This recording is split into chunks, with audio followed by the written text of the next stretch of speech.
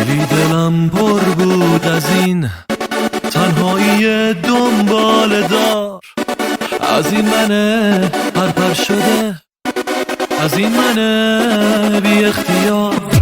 خیلی دلم پر بود از این روزای شب رنگ عذاب، پرپر شدم از دلهوره، خسته شدم از اضطراب.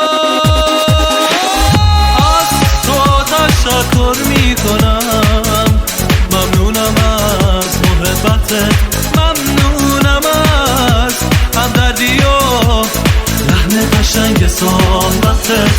از تو تشکر میکنم به خاطر هرچی که شد، به خاطر اصرار توست که تازه میشم خود به خود.